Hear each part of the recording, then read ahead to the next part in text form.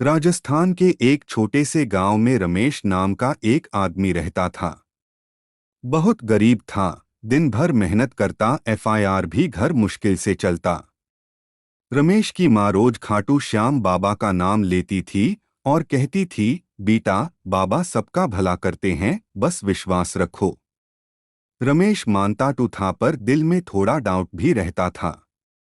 एक दिन रमेश को रात में अजीब सा सपना आया। उसने देखा कि वो एक सुनसान सड़क पर चल रहा है।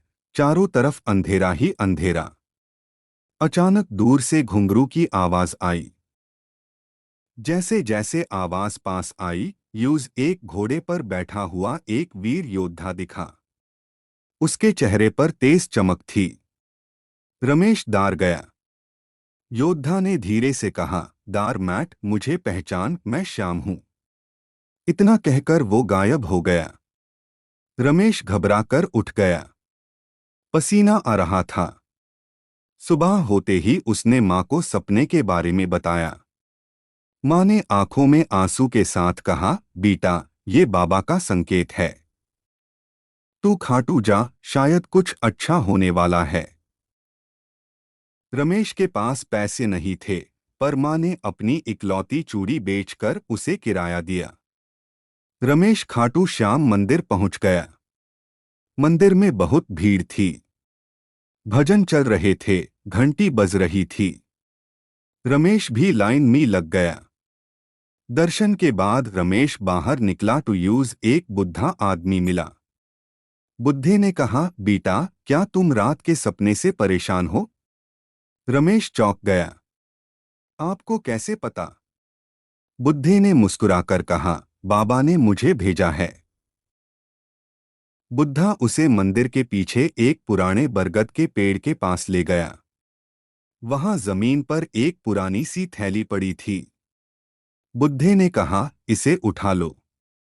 रमेश ने जब थैली खोली तो उसमें पुराने सिक्के और कुछ कागज मिले। रमेश ने पूछा, ये क्या है? बुद्धे ने कहा, ये तुम्हारे पूर्वजों की विरासत है, जो तुम तक पहुंचनी थी। तभी हवा तेज चलने लगी। बरगद के पत्ते जोर से हिलने लगे। बुद्धे का चेहरा चमक उठा। उसने कहा, रमेश, याद रखना, इस धन का सही इस्तेमाल करना। ये तुम्हारी किस्मत बदलने के लिए है, पर घमंड मत करना। इतना कहकर बुद्धा धीरे धीरे धुंध में बदलने लगा। रमेश डर गया। उसने जोर से पुकारा, पर बुद्धा गायब हो चुका था। उस जगह सिर्फ खामोशी थी। रमेश थैली लेकर घर लौट आया। उसने माँ को सब बताया। माँ ने थैली के सिक्के देखे तो हैरान रह गई। कुछ सिक्के बहुत पुराने और कीमती थे। उन्हें बेचकर रमेश ने छोटा सा दुकान खोल ली। धीरे धीरे उसका काम चल पड़ा।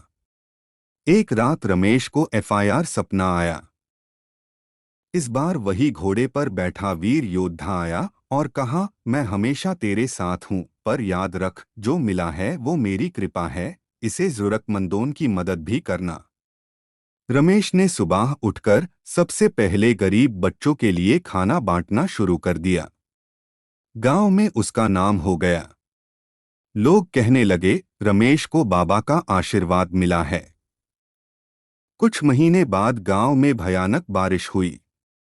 कई घर डूब गए। रमेश ने अपनी कमाई से लोगों को सहारा दिया। उस रात एफआईआर यूज सपना आया। इस बार श्याम बाबा खुद उसके सामने खड़े थे। बाबा ने कहा, तुमने मेरा विश्वास जीत लिया है। रमेश ने रोट ह्यू कहा, बाबा, आपने मेरी जिंदगी बदल दी। बाबा ने हाथ उठाकर आशीर्वाद दिया और कहा, सच्ची भक्ति का फल हमेशा मीठा होता है। सुबह रमेश उठा तो उसके हाथ में एक छोटा सा निशान था, बिल्कुल घोड़े के खुर जैसा। वो समझ गया कि ये सपना नहीं, सच था। आज भी रमेश हर साल खाटू जाता है। लोग जब उससे पूछते हैं, सच में बाबा आए थे? रमेश मुस्कुराकर कहता है, जिस दिन तुम्हारा विश्वास पूरा हो जाएगा, उस दिन तुम खुद जवाब पा जाओगे। और आज भी उस बरगद के पेड़ के पास लोग कहते हैं, रात में घुंघरू की आवाज सुनाई देती है, जैसे श्याम बाबा अभी भी वहां घूम रहे हों।